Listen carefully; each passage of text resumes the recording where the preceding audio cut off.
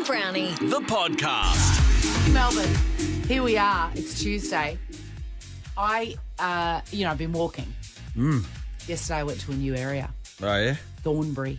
Anything cool happen? So much cool stuff happened. It's so gorgeous. I What just walked happened?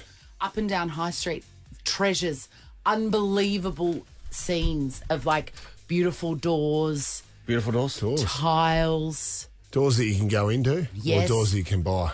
No, doors that you can just take photos of. How good are these doors? So great. Oh, if you want to check out my Instagram, I'm going back today. I'm going to do the other end of High Street. Ooh. It was magical. Right. Made me feel alive. Right on. One side of High Street. Yeah, well, one end of High Street. Right. And then I'm going to walk the other way from Thornbury Espresso, which is somewhere I've been dying to go to, and it was worth every second. Hell yes. Yes. Cousin lives out of Thornbury. There you go. magical. That's my only contribution to the Thornbury story. Magical. Say hi to him, if you see John, him. what did you do last night? Last night I was on the couch. Any revelations about the West Coast Eagles? Yeah, it said we got to blow the West Coast Eagles up. Yeah. Which will probably cause some headlines over in. But that was Nicky Rewald. He got big. He brought the baseball bat out. Yep. Sounds dramatic. It sounds Blow very them dramatic. Blow them up. And then I went home and watched the story of late night. I continued on that about late night TV in America on SBS On Demand. Geez, it's a great series. What a great night. It goes for about 6 episodes. So who are you up to? What person? Jay Leno has just been revealed that he had a secret clause in his contract that when Johnny Carson retired, he got the late night show. Letterman didn't realise that Leno had it in his contract.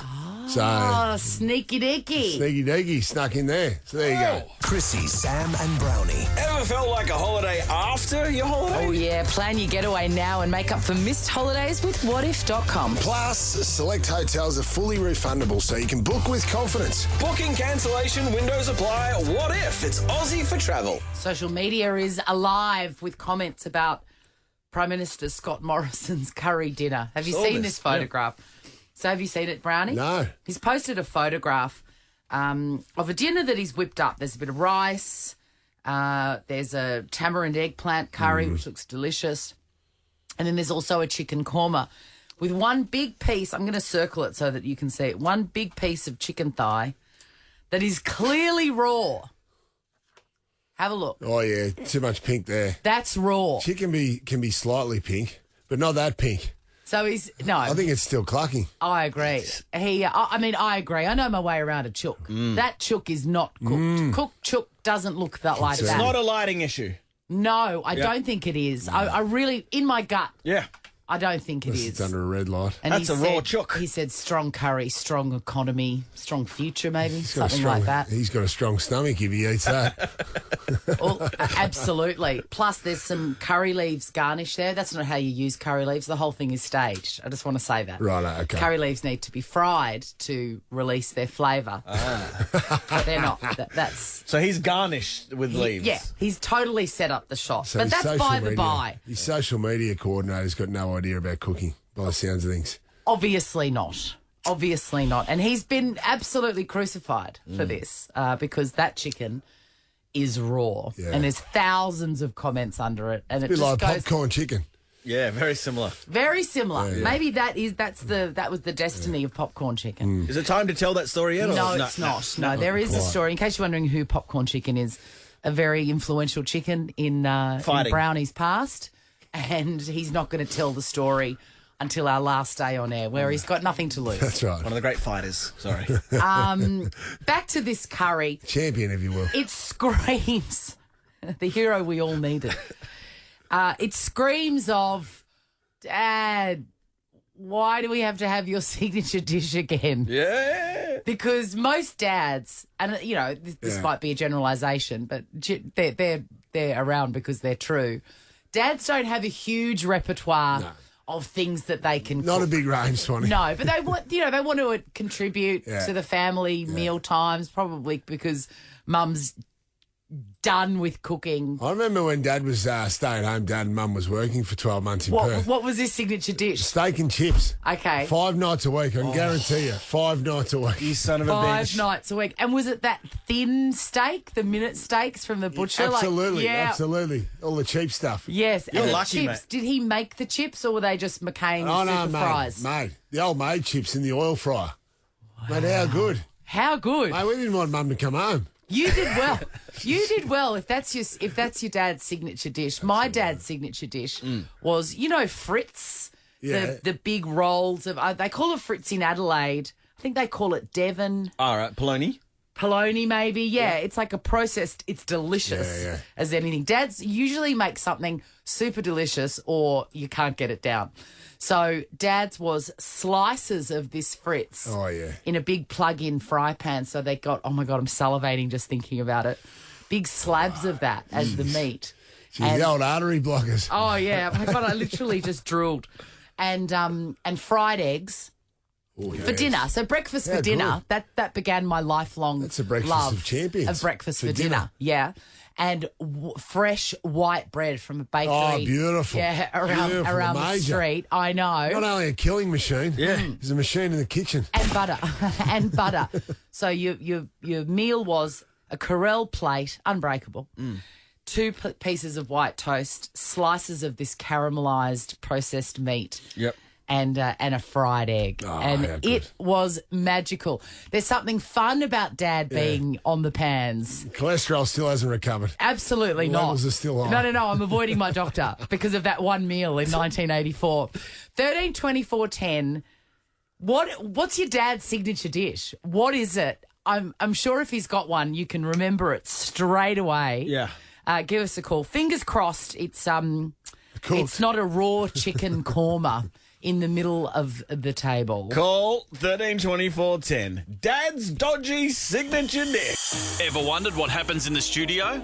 Check out Chrissy, Sam and Brownie on Instagram. ScoMo's come under fire again for the huge political faux pas of posting raw chicken, clearly raw chicken in his curry.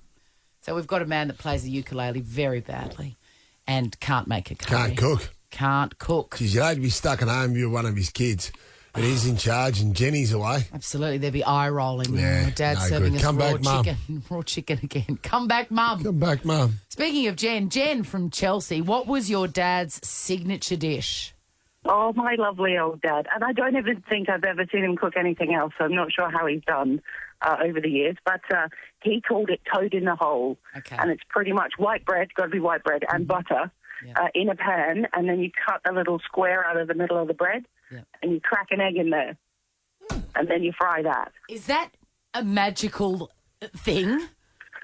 It's actually, I was just waiting and I was just feeling a bit emotional about it, actually. So, yes, it's quite magical sounds and pretty good, special. yeah. But honestly, I don't know how he got through his whole life. My mum passed away a while ago. I'm not sure how he did all of those years on just toad in the hole forever. Well, it is a complete meal. Eggs are an absolute Lot of protein there. superfood.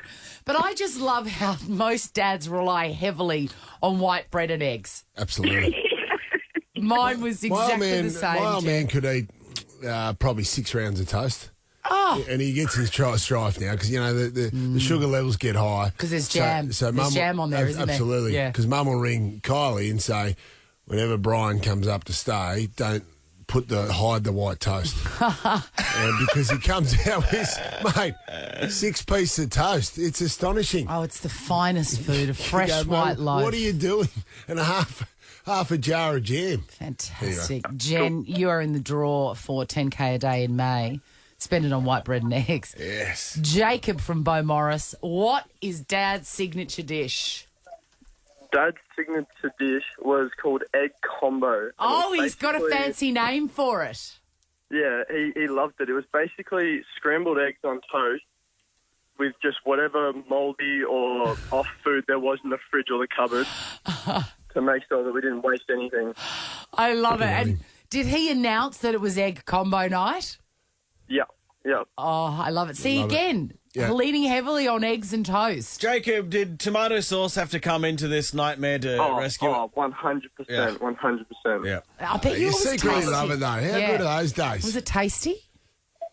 Occasionally, depending on what the mystery ingredients were. Yeah, that's true. That's true. Jacob, you are in the draw. Lara from Mooroolbark, what did your dad do for a signature dish? Hello. Hi.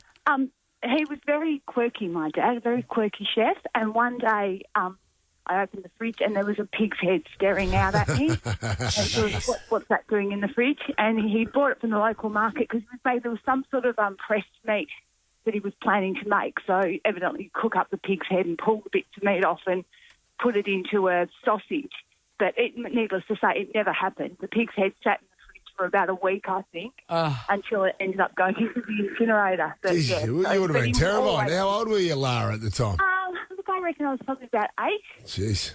But he was always cooking wacky things. Like, it was sort of, I mean, he was a very good cook, but there was a lot of disasters as well. I think I've got this is my suspicion. Yeah.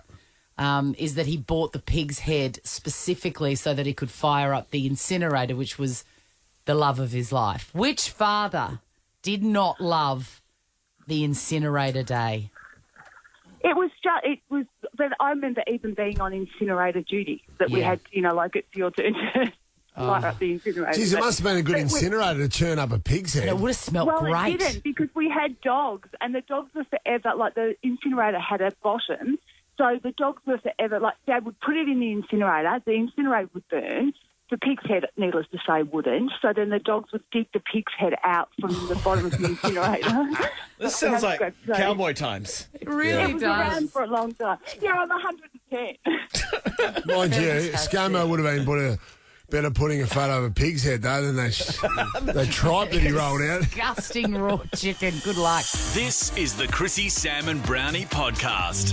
As the sun rises over Melbourne, we witness our wonderful segment, Brownie's Animal Files. This is a real life one that happened in the Brown household yesterday afternoon. I got home last night, Swanee, and my daughter, so excited with her phone, she captured a couple of animals on top of the fence. Look outside the kitchen window. Possums. Liv was so excited. I got home. She said, "Dad, have a look at this video." 2 possums? 2 possums. She's filmed these 2 possums. Wow.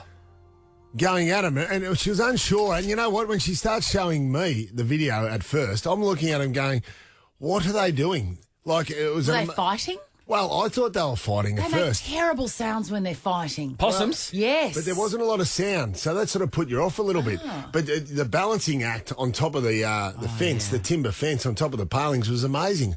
It's like, so you're thinking, what are they actually doing? It was hilarious because Liv is commentating this thing while it's going on. It's like an episode of Wild Sex on National Geographic.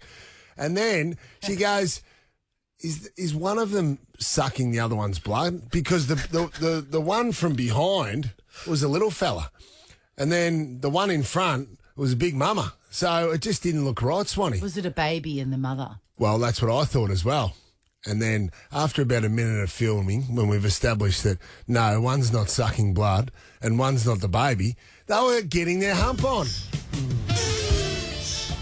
And they're just on top of a fence paling. It was a mighty feat of balancing. It'd be like trying to have sex on a wobble board. Mate, it was unbelievable. Credit to them. Credit to them. And Swanee, it took me about 2 minutes to realise what they were doing. So how did you explain it to your daughter? Well, it's funny because the video commentary, she's going, I think that one's sucking the other one's blood. And then I think that one's fighting. And then after about 2 minutes, she goes, now I realise what they're doing. Oh, my God. Did the mood change? Or? The mood changed real quick. Yeah, me and Mum do it all the time. Don't I? Ever wanted to offer the team some direct feedback? Well, you can. Shoot us an email at breakfast@nova100.com.au to be part of Chrissy, Sam and Brownie's mailbag. Chrissy, Sam and Brownie on Nova 100, and we haven't played this gem of a game in a while. Ooh, the bloody hell is that? I'm scratching my head. Can't tell tit from tat. Had a whole bunch of guests on this show. This is a game where we play a little snippet of their very distinct voices, and Swan and Brownie have to tell me who the bloody hell was that. $250 What If vouchers up for grabs. Georgia, Chrissy's playing for you. Go, Chrissy, you've got this. Yes, Georgia, yes. Probably not, though. Karen. I'm feeling confident. Brownie's playing for you. Karen from Brodie. Come on, Karen. You've got this, Brownie. Thank Come you on, very you can much. do it. Let's go, Deano. Please check your buzzers, friends. Chrissy Swan. Excellent. Juggernaut. Very hard game. And Juggernaut. Round 1. Polo in a dinghy. Juggernaut. Titus. No. 3 hits. Want it one more time? Yeah. Here we go. Polo in a dinghy. No idea. The great Mick Malloy, you gooses. Oh, it was 2. Of course. Round 2. Idea of opulence. Chrissy Swan. The great man, Yes. Roberto Williams. It all made sense in the end. Swans on the board. Round 3. Security handed me my box. Chrissy Swan. Lady Langbrook, Kate Langbrook. Absolutely one off the win, Swanee. Why did security hand her a box? That's the question. No idea. Here we go. They're itching to get on the wall. Juggernaut. The kid that he's on the wall of the Chinese restaurant down on Victoria Street. I will accept that, Toto. Toto. Charming young man, by the way. Absolutely. I'm going out. We've got to go down and have lunch. Yes, we do. Round whatever. Bit of white line fever occasionally, but that's all right. No. Go again. Bit of white line fever occasionally, but that's all right. It's very familiar to me. No. Oh, late. I'll accept. It's Gab, my netball friend. Which means Swanee. Well done, Tristan. Georgia, you got $250. Well done, Georgia. And what Thank in? you. Oh, my God, go Chrissy. Yeah, mate. Book a hotel, a flight, a surfboard, or a snorkel, all before you can say brekkie buffet. What if it's Aussie for travel? And that's how you play. Ooh, the bloody hell is that? I'm scratching my head. Can't tell tit from tat. Chrissy, Sam, and Brownie. The podcast. Good morning, Melbourne, and welcome to the microphone, the magnificent Samuel Pang. That's right, I am. Good morning. You are magnificent. You're looking very well. Did you have a good sleep? Nowhere near as puffy as you usually are. I have been off it, but I'm not proud. But I tell you, I am a bit excited. As you may be able to tell. Oh, I can tell in I that just got- voice. I've got something. I've got random thoughts coming up. There's a bit of sizzle. Whoa. Stick around anyway. And I've got something. You know, because I look at them and I go, oh, I can't wait to show the guys. Fabulous. Excited. I'm excited because I see the words Boris Becker coming up. Boris Becker, absolutely. He's in the headlines again. Boom. I'm going to run you through the last few years for Boris and recently. This is the Chrissy, Sam and Brownie podcast. Now it is time for Sam Pang's Random Thoughts. I love your random thoughts. I've got some good stuff here. Surprisingly generous, given you don't really give too much away, Samuel. Well, but these are not personal. Usually, random thoughts. I write them down and then I kind of filter them and I make sure that you guys only get the stuff that's worth chatting about. For instance, you know how you're so thankful that you somehow gifted me lots of packets of David Chang's noodles, right? I do have more. From the. I'm just waiting. I'm rationing them at the moment. I'm waiting for you to run out so I can surprise you again. Okay, I'm going to have 10 today. I'll have 10 packets today. Have you had the ones with tingly on them? Yes, I had the tingly chili ones the other day. How are they? What's tingly and about chili? them? They're tingly. I couldn't believe it myself. Your lips tingle. Your tongue and your mouth tingles. Any chance if I come over, you would cook some? Wouldn't it? Mate. You know what? I'll give you one. I tried my best to get them over in the States. I cook one packet for you. Yeah, well, instead you just hung out with Campbell Brown, who didn't shower for 5 days, and then so you didn't get any, did you? No, I was struck by the fact that Marlboros are only $8 a packet. Yeah, so so I got you spent enough, the $10 Sam gave you on a pack of Marlboro Reds right. instead. I would cook you some. I'd like to have one just so I can. Yeah, just I so feel you're like I can crazy. come along with the story and I know what you're talking about. Fair enough. The random thought I wrote down is that the flavour that I had the other day, soy and scallion, that scallions is the American version of spring onions. Yeah. It's a much better name for spring onions. I agree. Scallions. Yeah, it does. Scallions. It's got a little bit of verve about it. It's got a Pizzazz little about bit of pizzazz. In Queensland, I think they call them shallots. Yeah. Spring see, onion I is the thought- shallot. I thought shallots are the French, the little Mini French onion. Yeah. Here they are, but in Oh, Queensland, jeez. Anyway, they're shallots. that's a random thoughts, and it's a good introduction if you've never heard the segment. That's what it's about. Hey, you know Robbie Williams is in town. Yeah, I do. You know Angels. And through it, oh, she offers me Protection. Yes. A lot of love and affection. I'd argue one of his greats. Agreed. Did you know this? Not big at the time. When it was released, Took a while to get absolutely not a number one in any of the countries that it was released in. Really? And I saw him once say, I can't remember what it was, but he said, I'm going to sing you Angels now, which of course was a very, very, one of my favourite songs and a mildish hit around the world. But not in Australia. Definitely not. You know what I mean? Like, we didn't, that's a slow burn. And to tell you what else is a slow burn. Wasn't it your wedding song? Wedding song, absolutely. Was I had it? a blank the other day. I And couldn't even remember many the people words. had it as theirs. It's a great wedding song. I think it was, I'm not sure, but for some reason I thought it was written about his mum. It was a drug counsellor. Oh. Yeah, he works in Close. He welfare wrote and Angels. social. He wrote Angels with someone else about his aunt and uncle. Oh, there you go. There you go. Yeah. I knew there was a family connection there. I've got an idea for a new segment. That it's if I know blank well enough, then they'll be able to tell me. Because, like, we've known each other all about the same amount of time. Yeah. And I thought, if I know... So the example is this. I'm going to put you on the spot. Right, This is not set okay.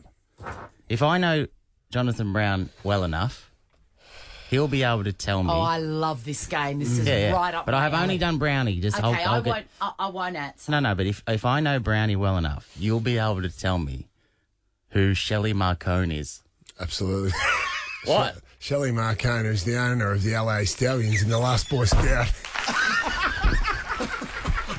Thank you very much. Hey, Starring don't Bruce shake your Willis. hand enough. Thank you very Don't much. shake your hand So enough. it's a fictional person, He a played the- peripheral character in Shelly the last... Marcone. in the last Boy Scout with Bruce Willis and And David you've Wayans. never discussed Shelley Marcone Oh, in no, the no, 7 or 8 years you've known each other. No, we've talked about Last Boy Scout because Yeah. we both love that But movie. and all you've that. never discussed We've that. never- No, not specifically. No. I love Shelley my heart Marcone. is swelling with joy But and I'll- pride. I'll- You wore a cowboy hat Yeah. all the time as the Very owner of the LA underrated. Stallions, Very a underrated. fictional team. Oh, no. Are you going to do one for me now? No, not now. I Okay, just wanted good. to, it's a random thought. I wanted to test it as a possible. I'll do one for you. I'll do one for the whole team, during the week. Brownie's very good at the full name of movie characters. That was And magnificent. did you notice he did not skip a beat? Yes, I do know. Hey, I've been, just before, after the news, or just before the news finishes, and then we're back in 30 seconds, and you hear Yes. this thing. Chrissy, Sam, and Brownie. Back in just 30 seconds. I like that because it helps me finish off my tea making. Yeah, well, there you Oh, go. a It little gives bit of everyone, time. it gives everyone a time. prepare. Exactly. Absolutely. So I've got an idea, for instance. So, who we've got tomorrow? We've got, who's on the show tomorrow? Rhonda Birchmore. Oh. So Rhonda Birchmore's on. I love Rhonda. Ruder, I don't call her that. you should. I won't. Especially when, she made Ruda. I've got an idea. I've got an idea for the interview or I any hope for her interview. sake she is, In yes. any interview I'm doing that I'm not really engaged in, or I'm not going to enjoy, that Deano, introduce Rhonda Birchmore and then play this thing. Here's Rhonda Birchmore. Chrissy, Sam, and Brownie. Sam will be back in just 6 minutes. So they know that I'm not going to be here. Yes. You don't have to wonder. Mate, it's like an interview with a contestant from Married at First Sight. Here's mate. Kelly from Maths. Chrissy, Sam, and Brownie. Sam will be back in just 6 minutes. Or Willie have killed himself. Hey, the last one I wanted. These are good random thoughts. You've got to give me that. They are really top shelf. The other thing, I've been Blue thinking about chip. interviews a lot, right? Because we've been 6 years in, and then, interviews, they get a bit... I want them to be compelling listening. I want people to know I never know what's going to happen. Yeah. So, for instance, and I'll do this, I'll try this if I get the seal of approval from you guys, because Melanie Bracewell's coming up later, right? So imagine we're in an interview. Doesn't matter who it is. So we're 2-3 minutes in, and then, all of a sudden, Deano just hits this button. We interrupt this broadcast for an excerpt from Billy Joel's Down East or Alexa. Please enjoy. Well, I'm on the Down East or Alexa, Well, I love it. and I'm cruising through Block Island Sound. And the guest doesn't know, right? No. Yeah. How soothing is that? And then it just stops. So soothing. Anthemic as well. It's almost like And a then just reset. stops. It just stops there. Look, that's the end of the excerpt, and then you go back to the interview. I like that. It's like an intermission. Exactly. So I just can freshens say, up the try the guest. next one. So I can say, hey, Actually, did. I can say so. So Melanie Bracewell. So tell us about the cheap seats. We interrupt this broadcast for an excerpt from Billy Joel's Down East or What do Alexa. we do during this Please break? enjoy. Stare at each other.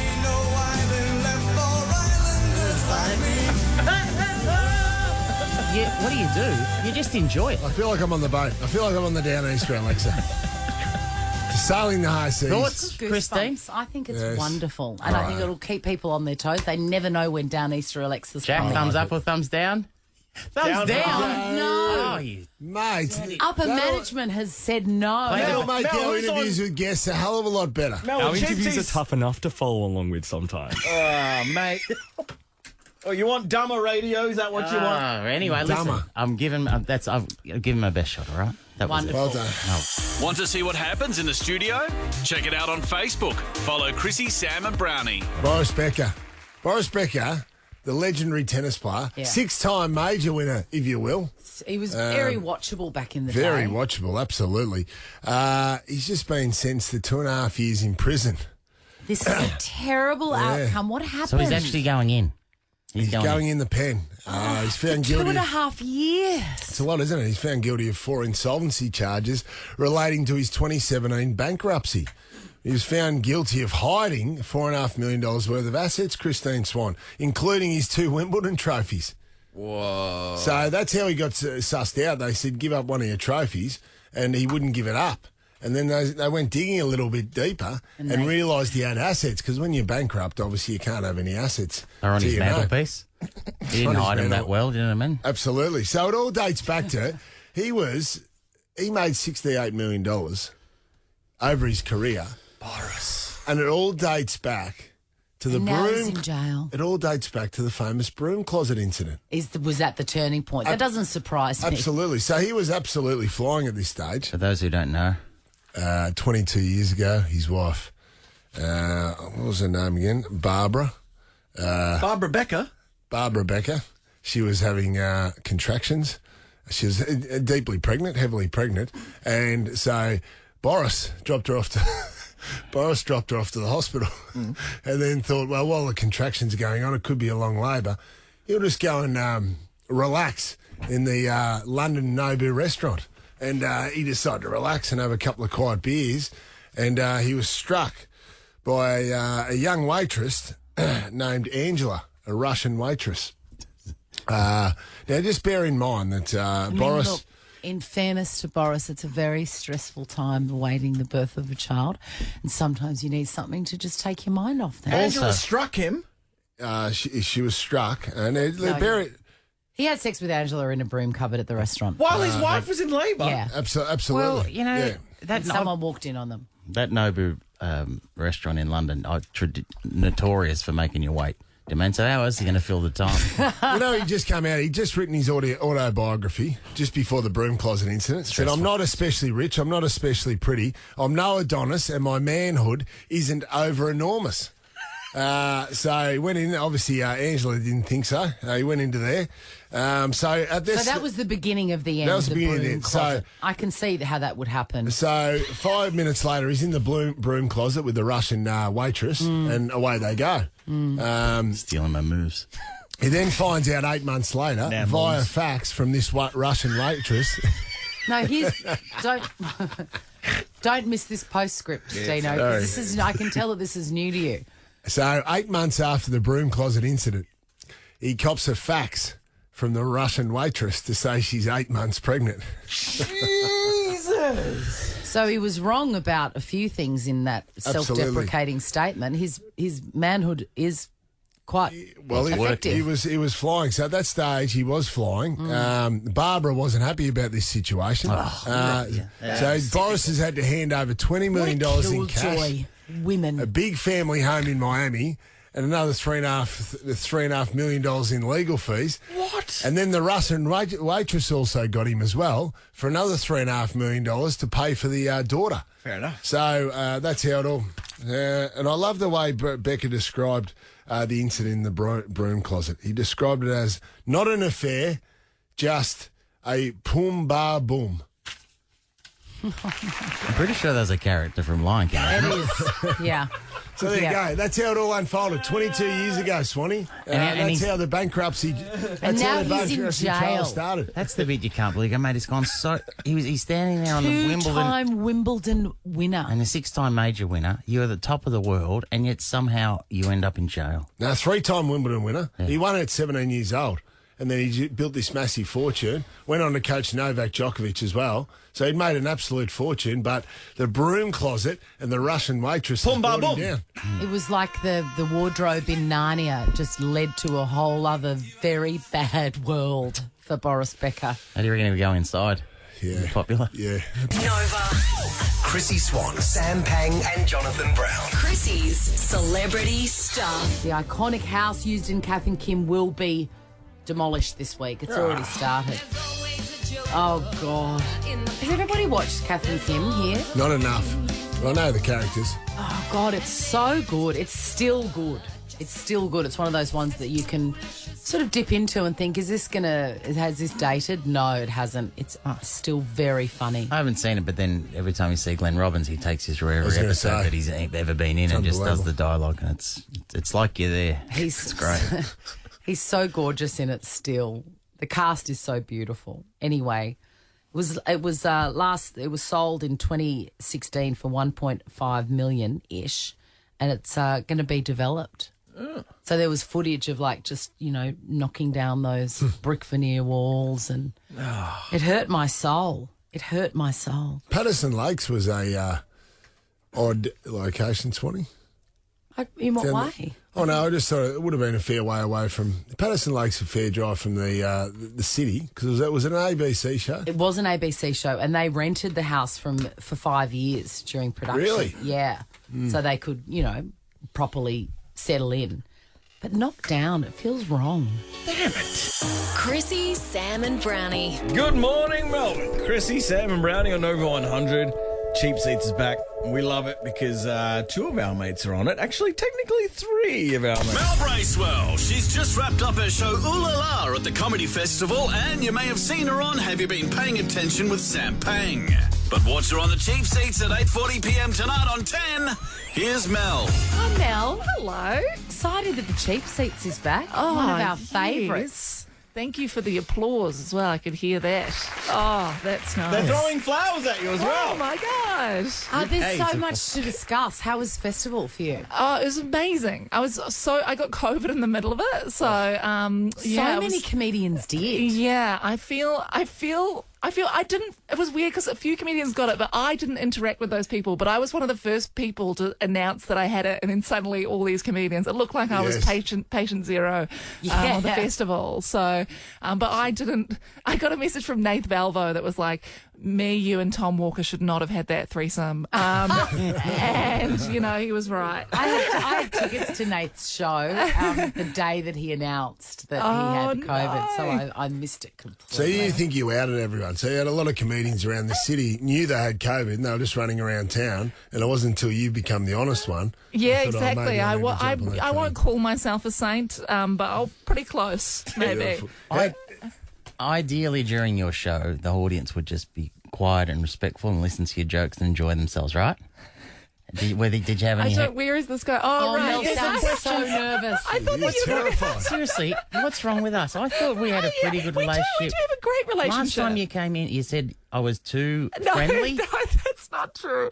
It wasn't that you were too friendly. It was something that I wasn't used to. And it's because like last year, I did the first 4 episodes of Have You Been Paying Attention, and it was that I don't know, trajectory of bitterness, maybe.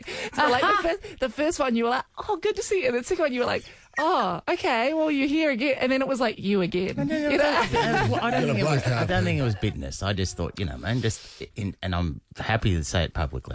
4 seemed a lot, that's all. 4 in a row. No, so listen, did you have it, was it a well-behaved audience, great. any hecklers, any... Yeah, it was almost like I had such a good run. And then the last Saturday, there was this woman who was she wanted to add something to the show at every moment. Every single moment she would pipe up and say something like, it would be like, some people...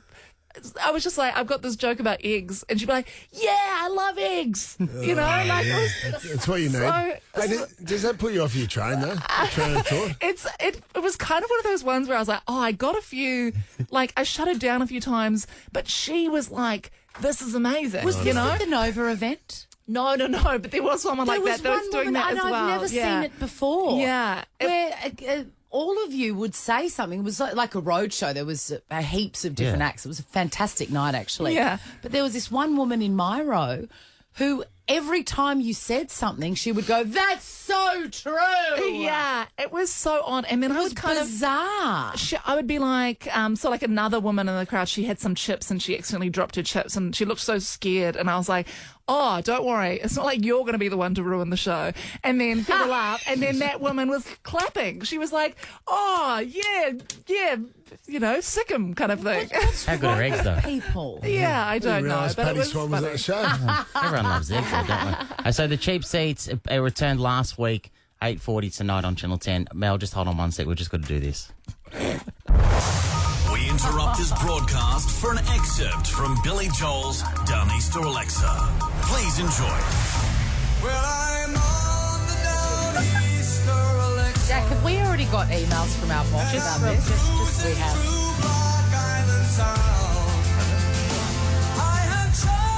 Wow. It's almost there. Just enjoy it. Deano's face. He's now tucking bound. This is powerful. Hey, so what's it like working with Tim McDonald? Is he as adorable as he seems? What just happened? What? I'm just saying that's a new thing we're trying during interviews to keep. What is the purpose? It's like an intermission. No Chance for you to reset, Mel. Regather your thoughts. Did you enjoy it?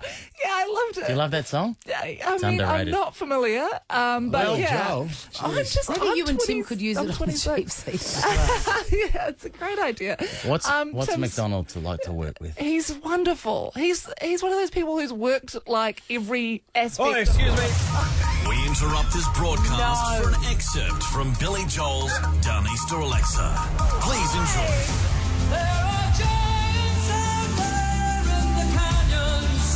As a very Good captain can't fall asleep. My next question is... I mean, the choice of song as well, because I'm 6'2", for giants in the canyons. It felt a little close to the bone. It's about a fishing captain, though. Yeah, exactly. Yeah, It's okay. about a fishing captain. It's a beautiful story. All right. Anyway. I'm Hey, sorry. what about this? This is a genuine question. Working on Wellington Paranormal, which is Taika Waititi's show from over there in New Zealand. Yeah, that you write on. over there. That other. Give us your best Waititi story. Oh my God! You've met him, haven't you? This You is put the it on the awkward spot thing. here. This is the awkward thing is that he created the show. He was not really involved at all. He it's does something that a that you bit. put it on the poster because he came up with the idea. It came off the back of what we do in the Shadows. But oh no, he wasn't even in a Zoom. You know. So Have you ever met him? I did. He hosted, I've got a photo. He hosted the music awards. So when I was I'll say 18, I have a photo with him. And it's with my friend, and I cropped her out because I just wanted to be me and him. Yeah. You know? Magnificent. Yeah, so Do we even have time for Hit the Post, given Of course we've we had do. We do. 2 interludes with Down East or Alexa? Yeah. Mel, do you want to play a wacky FM breakfast game? Oh, absolutely. Hit the post, hit the post, hit the post. Be the host at the most. You gotta hit the post. You gotta hit the post. Hit the post. Hit the Post is a radio term. It's where the DJs talk over the front of the music until the lyrics kick in. Hit the lyric. Hit the post. It's very good when it happens. Yes. Satisfying. Yes. Some are better at it than others. Deano's great I at used to it. do it on an alternative rock station. And I'd get texts going, "Stop talking over the music. We hate it." Yeah. You're going to take on Jonathan today, Mel. Okay, all right. You've been given a whole bunch of pointers to talk about. You don't have to say all the pointers. And I'll even tell you how many seconds you have to play with, you know. Okay. Who's first? Who's going first, Swanee? I like to get all the information out. Okay, I like to get it all out there. I like the listeners to be knowledgeable. JB, your song is Rihanna's Shut Up and Drive. Okay. 13 seconds on the clock. Hit 13. the post, baby. Quite a lot. Coming up on Chrissy, Sam and Brownie. Melbourne's Idol. Tony Martin joins the show. Call 13 24 10 to ask me a question on Ask Brownie. And get on air anytime to get in the draw for Nova's 10K a day, mate. Jesus, mate. Wow. You almost didn't even hit the chorus. I was almost there. It was right there. brother. 13 seconds is a long time. That was truly awful. Not long enough, apparently. Yeah. Thank you for lowering the bar. Let's go. How are you feeling? You reckon you'll do I it? feel a little nervous, I'd say. And also, Mel, can you give it pizzazz? Because Brownie was just talking. It was flat. really Okay. uninspired. All right. Sorry. Yeah. So Kelly Clarkson is your song. You got 11 seconds. Okay. Mel Bracewell, hit the post. Coming up on Chrissy, Sam and Brownie, we take your calls for Ask Brownie. Tony Martin joins the show. And get on any time to get in the draw for Nova's 10K a day in May. Yes! Yes, Bracewell. Yes. I went hard on in May. To get into You the were line. recalibrating. Yeah. It was perfect. No, Very impressive. on your Bracewell. You won a ham. Come back. A Bataki ham. Thank you so much. Remember Wow. when we used to give those away? We actually did. The old truck would have to pull up every day. Now, the cheap seats are so great. Yeah. Thank you 8:40 so much. tonight on 10. And our friends, Mel Tracina makes Yes. appearances. Also, I forgot Titus. the producer just texted me saying we want people in the studio audience that you can enter online to join the studio Channel audience. 10 website? Yeah, Channel. I guess so. Just Google Yeah. Google cheap seats tickets. And Yeah, I it'll reckon. give you I something. reckon. What a great night that would be. Fantastic. Yeah. I mean, Thanks it for is in the coming morning, so it's a lot of people who are available on a Tuesday sort of afternoon. So a lot of unemployed people we get. Oh, sorry. We interrupt this broadcast. Do you want to see what this looks like? Well, get the visuals on Instagram. Follow Chrissy, Sam and Brownie. So last night I did the project. It was fun. I'm really enjoying it. Thank you so much for all of you for watching. Mate, we're busy. Yeah, I know. I'm actually on at the same time, in fairness. So it's hard. It'd be hard to perform a TV show and watch you at the same time. The degree of difficulty on that is massive. Maybe that'd add something to the Plus, crowd. I'm so- just being cheeky. I don't really mind. You know that, don't you? Okay, in saying that, was there any level of expectation that because you're on the project on Monday night that I would watch? No. Okay, none. cool. Absolutely none. That's good. Oh, she's in the big chair now, though. I'm in the big chair. Boom! And I'm really having a fun time. I love the entire experience. And, I've got that sort of bonkers energy, and I love every minute of it. I arrive, and I think I was saying to someone the other day, they told me not to say this on air, but I'm going to do it because I'm a rebel. Who's they? I'm a rogue. Who's they? Your mind is. Was it Rove McManus, the head of the show? No. Was it Waleed? No, Elliot. it wasn't Elliot. anyone. No, it wasn't anyone. It was to do Steve with the Price. Show. No, it wasn't anyone to do with the show.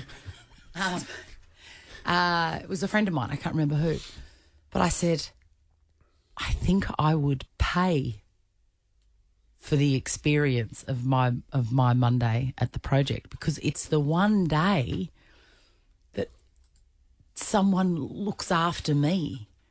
I arrive. Get your own makeup, own dressing room. They wash it. Yes, it feels very fancy. Oh, Carrie's not getting that back. And, oh, yes, she is, trust me. And someone washes my hair. Blow dry? Blow dry, brings me a coffee. I don't even have to ask for it. At a certain time, there's another coffee that I don't have to ask for. You get this sort of treatment in Channel 10, Sam? Yes, he does. And don't believe it when he says he loves doesn't. a blow wave. Honestly, it's magical. It feels like I'm in a day spa. It feels like I'm in a day spa. You don't think you're not being offensive to your other job here? That you sound as though you don't feel appreciated here or looked after by the backroom staff. Well, no, we're mate. hands on here. This is I make my own tea and my own breakfast, and that's fine. That's my life. That's we get normal. Unlimited Diet Cokes in this bloody job. That is true. Come on. No, don't make it like that, Sam. What? I'm just asking. No, but this is, we're all doing our own stuff here. Swanee gets, by the way, it sounds as though Swanee gets treated a lot better at Channel 10 than I do. Sounds like it. I'm not well loved, to be honest. Well, you don't get your own dressing room, do you? No. Much maligned network star, Sam Pang. You do smoke in your dressing room. Yeah. That's not good, man. And also, that broom cupboard is disgusting. Well, It would light up like a Christmas tree if you would put be. luminol in there. Some of the stuff that's gone on in there. I know. Becca wouldn't go near it. If those shelves could talk. Anyway, one of my favourite parts is chatting with the hair and makeup girls because they're always beautiful and full of stories. And I heard a great story yesterday Shelby did my hair, did my makeup. Yvonne did my hair. Shelby was telling me something that happened to her in the morning. And I just want to preface this by saying, if you live in Rosanna and you came home from work and there were 2 dogs that don't belong to you in your yard, please give us a call, 13 24 10, because something happened yesterday with Shelby. She was out walking her dog, who's a groodle, I think, so just a giant sook, a man in a fur suit, you know. Yeah. And out of the blue, 2 rogue staffies with no collars and lots of personality, rambunctious, probably similar to your ice vampires that accosted you in the park. God, I love them.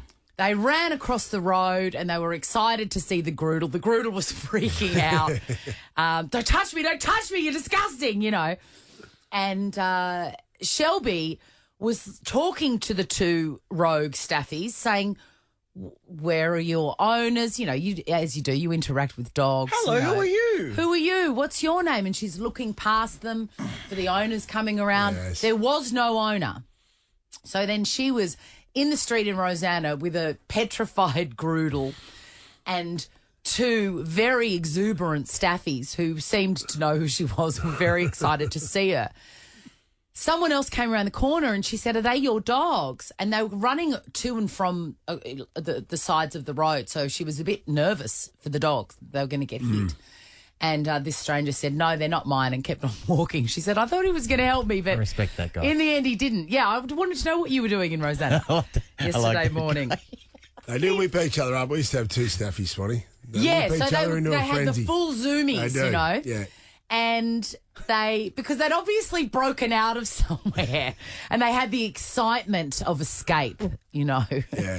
Yes. So she thought, well, I'm going to have to do something. I'm going to follow them. I'm going to tap into their psyche and I'm going to let them lead me back to where they live.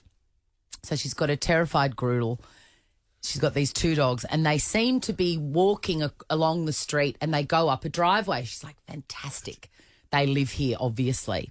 And she's sort of following them in, and they're stopping at a few gates and they go to the end of the driveway. It's a 5-unit complex and there's a gate and they're standing at the gate. So she opens the gate and lets them in and closes the gate and then goes about her business. Mm-hmm. And she goes, so I feel like, you know, I did a good thing. And I said, well, yes and no, because that's not where those dogs live. If those dogs have escaped, you would have been looking for an open gate. Mm.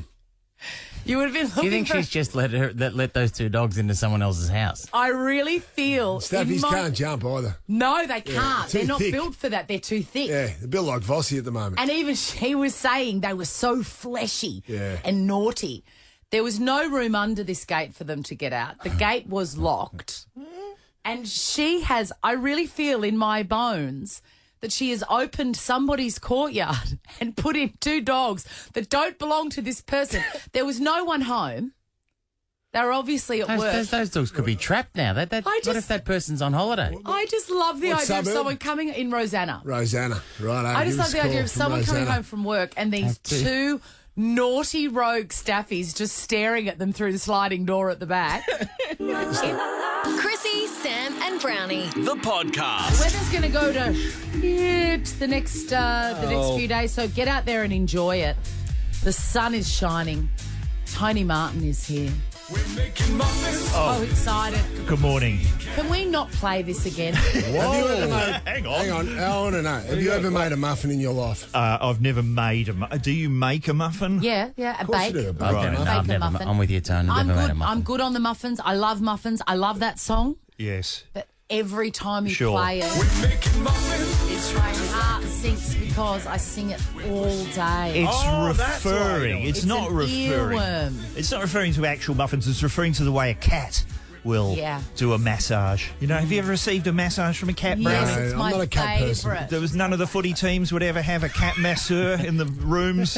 And I had a couple of dodgy old trainers. We should mention too. That's when the great Oliver Clark came in here for you to meet, Swanee, and this is almost his and thing. I love the song. I love the song, and I saw him in a queue during Comedy Festival. He was going into Will Anderson. I was coming out of Lano and Woodley. Was he wearing a purple velvet suit? I think he was wearing a suit of some description. But, straight away I said, are we making muffins? Just like a pussycat. I love the song. But now I'll be singing it all day long. I should say that, but only play it because Tony's in the video dressed as a cat making muffins. That's right. It's beautiful. No one told me we were filming anything. I just happened to be doing that. This is the Chrissy, Sam and Brownie podcast. Our dear genius friend Tony Martin's here. I am here, and my favourite thing with this show now is to get in the car and then just switch on the radio, and it's always in the middle of something, and just write down what it is you're in the middle of. So this is the sentence I heard. Got in the car, switched on the radio, and I hear Brownie say, 5 minutes later, he's in the broom cupboard with the Russian waitress, and away they go. And of course away they go. And I immediately knew he was talking about Boris Becker. Yeah.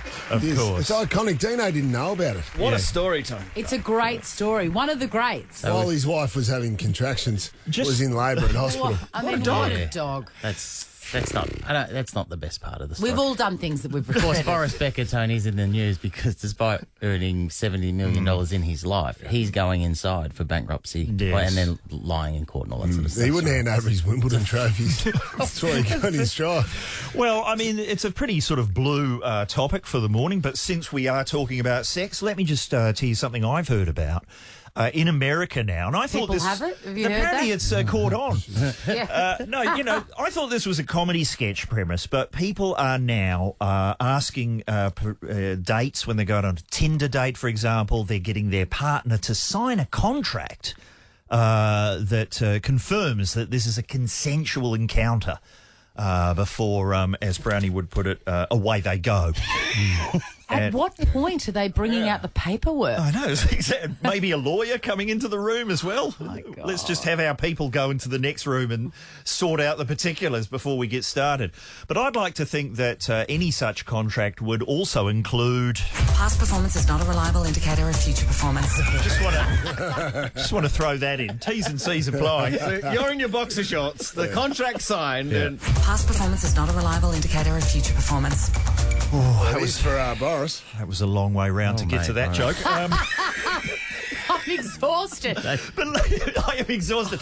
Let's get back to Brownie, because the other thing I heard, I was amazed to hear your knowledge of the film The Last Boy Scout.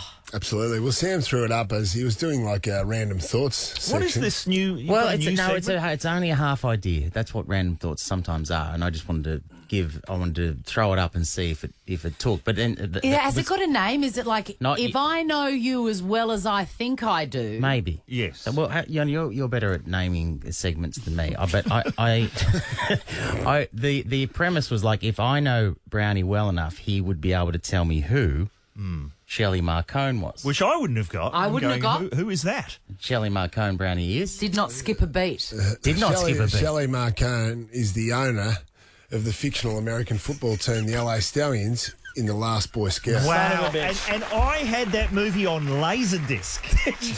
And you still don't know that. And For our younger listeners, as amazing as that is, here we go. What is a Laserdisc? Okay, Laserdisc was in between VHS and DVD. Yeah. There was Laserdisc, and they were technically illegal in Australia because the video shop owners were terrified that they were going to destroy their business. And they were the size of an old vinyl album. They were the size of a big. record, and there was only like half an hour on each side, so you'd have to constantly get up and turn it over. If it was Lawrence of Arabia, it was an exhausting workout. Was there any technology that came in relation to movie viewing that you went, no, I'm going to sit this one out until it's proven to be good? The problem is you're an early adopter. Yeah, because I remember our friend Pete Smith, who I've talked about, I remember when I had to explain to him about Blu-ray, and his face fell and he's gone, oh, Tony, I'm too old to start all over again.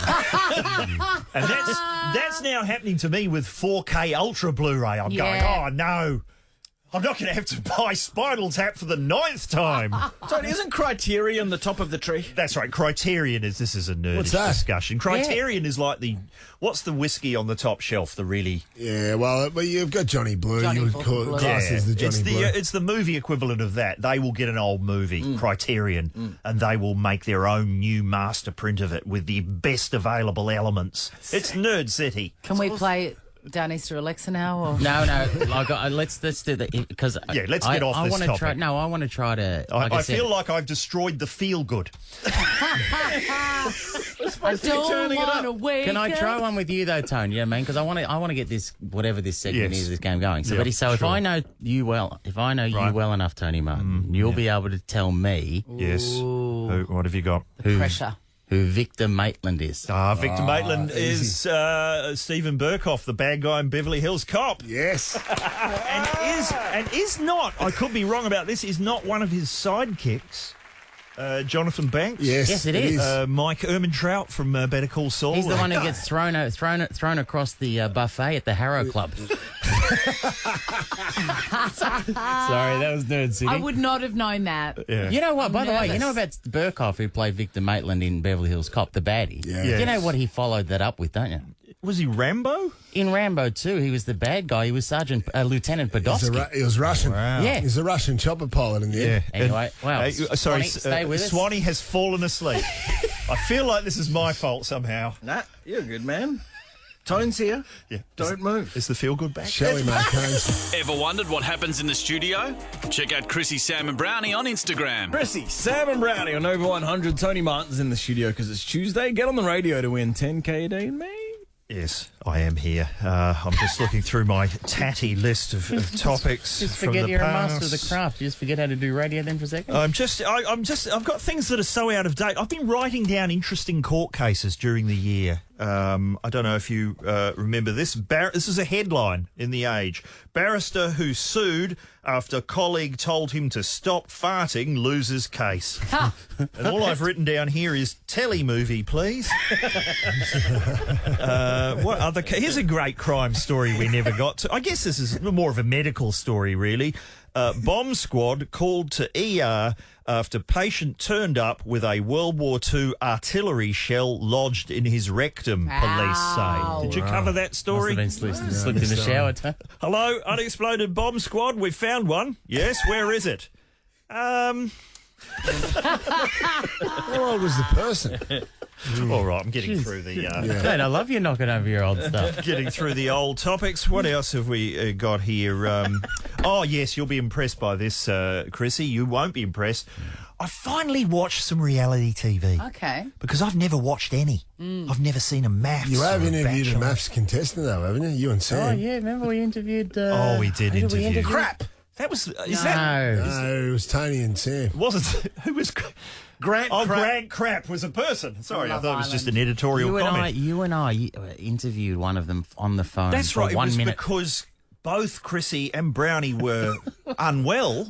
So the show was left in our hands, and they go, "You're going to have to interview someone from Can't think of Love who it was. Island." It was good. No, it's from... No, I don't know. Was it from Maths? Jeez, it was- Ryan from The Bachelorette it was. It was someone who, and they call up and they go, "Sorry, he's got a lot of shows to go on.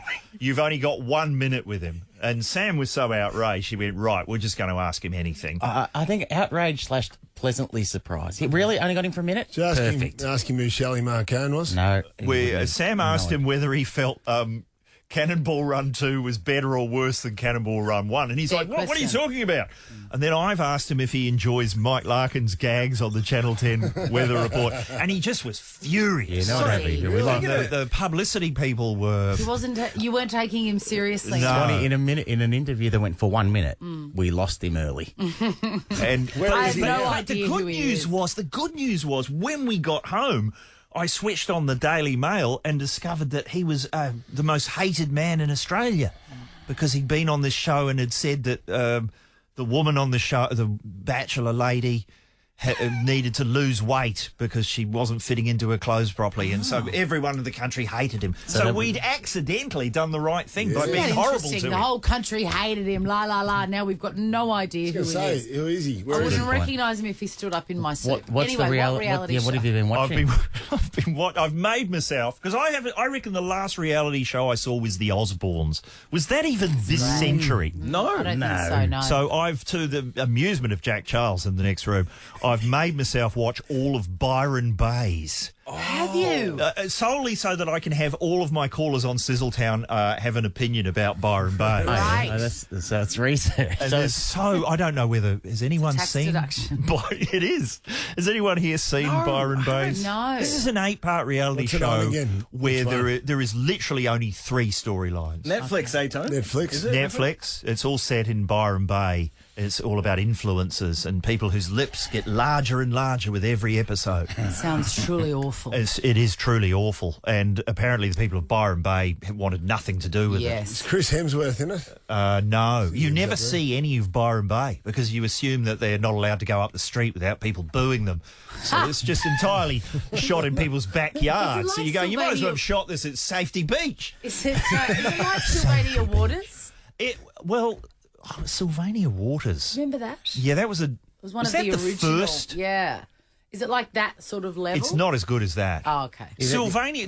Would anyone listening know what Sylvania Waters is? I do. It was great. It was about a family who lived next to one of those canal. The canal. Yeah, it was a sort of an expose of a family in a certain suburb. And it had similar to Byron Bay. I reckon it had almost the greatest moment in the history of Australian television in it. What was it? It was the final episode where the woman from Sylvania Waters is going to her own wedding. Nolene. And she's the daughter. Oh, the daughter. And so she's going down this canal on a barge in a full wedding dress. Yeah. So you got to picture this. She's on a barge. Yeah. She's in a wedding dress. She's smoking a cigarette. Yes. She's on an enormous early 90s mobile phone. Fantastic. And she's giving a mouthful to someone, saying, well, if they don't have that Whitney Houston song, I'm not getting married. And you're going, how can this shot get any better? It can't, but it can. Because what happens is, as she's saying that, the barge goes a bit further, and over on the shore are 2 blokes with their pants down giving them a brown eye. That is You've got the phone, the cigarette, the swearing, the Whitney Houston. Scenes like that are the brown eye. Are the reason that I got addicted to reality television. Yeah. Not so much anymore. I haven't watched the- anything in 2 or 3 years, to That be was honest. the gateway drug and it all leads to Absolutely. Byron Bay. I saw that scene and I went, I'm in. I'm in. This is for me. Well, I finally understand, but very little storyline in Byron Bay's. How many eps? 8 eps. And these are literally the only 3 storylines. Someone else accuses someone of being fake.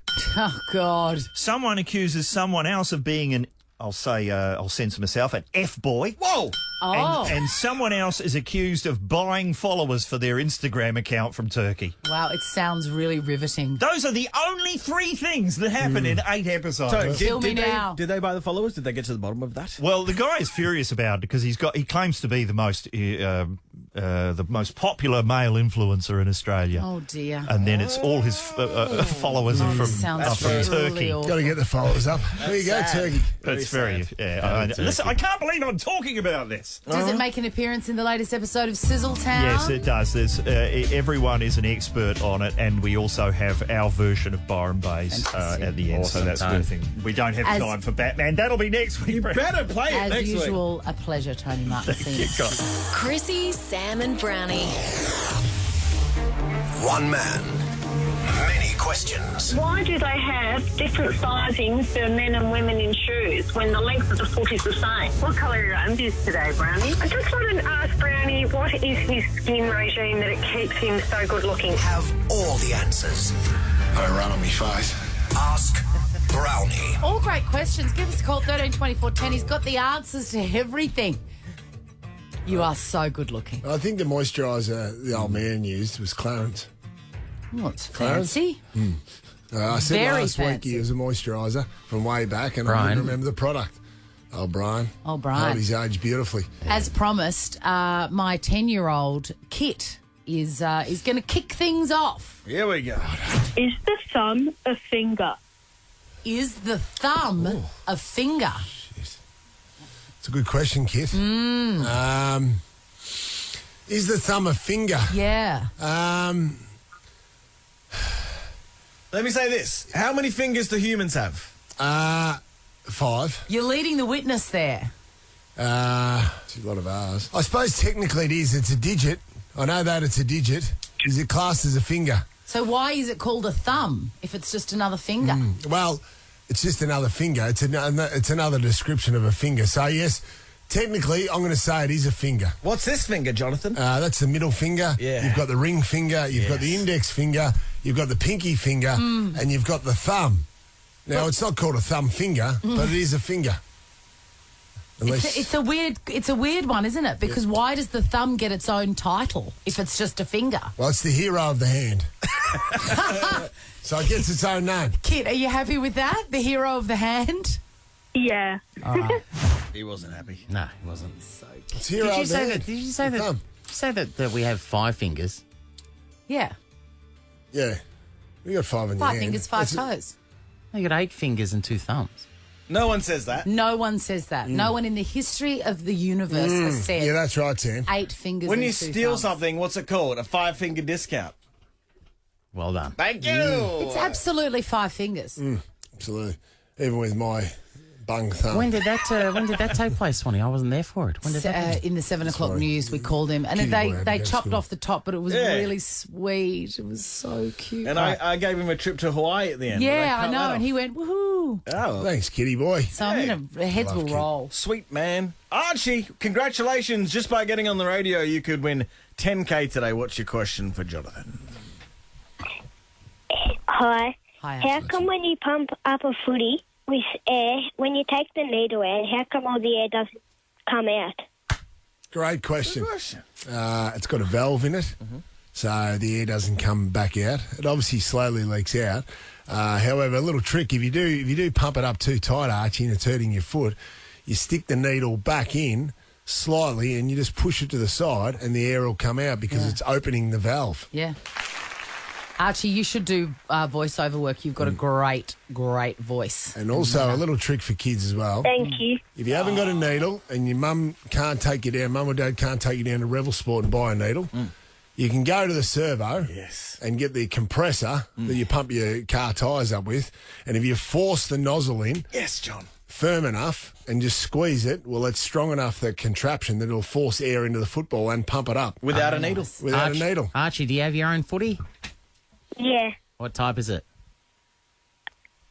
Ross Faulkner. A Bulldogs one. A Bulldogs one. Bulldog nice. Sharon, that's nice. Good on you, Archie. Hey, we've been told that we need to keep this brief, so probably enough interaction with you and the I'm call, very Sam. good, but people love it. Archie, you're off to the Melbourne Zoo, brother. A family pass. Marcel. Hello, how are you? Good. That's good. Okay, my question for you, Brownie, is this. When we die and we're in the afterlife, do we recognise each other? Oh, I'd definitely be able to tell my strut. Oh, you're popcorn chicken, aren't you? Absolutely. The only thing I will say is that my mother's had open heart surgery. Had to take her heart out and put it on the table and work on it. She had an out-of-body experience where she was hovering above the operating table watching herself. What was the question when you're in the afterlife? The afterlife, would you recognise yourself? Yes. We should ask Dennis Walter. Or would you recognise each other, I think she was saying. Anyway. Marcel, hope you're satisfied with that answer. Yeah, not bad. Not really. No, that's another no. That's all right. Okay, Stevie boy. Steve. Good morning, Toots, Tank, Sam and the big fella. How are you all, okay? Stevie, how are you, Stevie boy? Love Steve. I'm no good, to be perfectly honest, but... what have you been up to? Well, I'm down at Port Fairy, big fella. I'm going to the races today, and I was a bit 3 sheets to the win last night, so not really living the dream at the moment, but I've got a great question, champ, and I need to know the answer. Yes. Now, I was stuck at home with the wife for 6 weeks, recuperating, and I'm driving her mad with the microwave oven. How come you cannot get a door on a microwave oven to shut without banging every time you do it? That's a great question, It's Stevie. a great question. They do have a very specific... Of course it is. They do have a very specific bang. Yeah. You know, your fridge it goes shut, it sucks shut. Your normal oven, it's got the rubber band, it sucks shut. But your microwave oven, it's driving her mad. Yeah, She's driving me mad. You want a microwave oven that sucks shut. You know what I mean? That's what you want, ideally, isn't it? Listen, Sam, I'm not the best, mate. All right, I'm not really doing well at the moment. Steve, with all due respect, you're too old to be getting drunk like this. This is bad form. That's what I you. keep telling these idiots who get me on the heavy. I try and start in the mid-string. Yeah, well... They're bullying me. Yeah, poor Steve. That's not his fault. So what can we do about the microwave that doesn't suck shut? It's a simple answer. It's to do with pressure.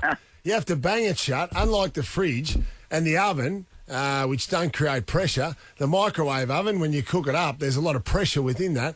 So the door has to be clamped shut. So not only it seals it, but it also has to clamp so the pressure from within the microwave doesn't force the door open, Stevie boy, so you can heat up your macaroni and cheese. I like it. I like that. Thank you very much. I don't like that. That's crap. Thank you. Ever wondered what happens in the studio? Check out Chrissy, Sam and Brownie on Instagram. Chrissy, Sam and Brownie on over 100. Jamie Rowe is on after us. Get on the radio with him to win 10K. It's pretty easy. Well, we'll keep this very, very brief because, we've Already past 9 o'clock. There you go. It's been a wonderful show. So I'll leave you with a community service announcement that 4 out of 10. John's horse. He's holding up. Yeah, all right, then I'll get John's horse.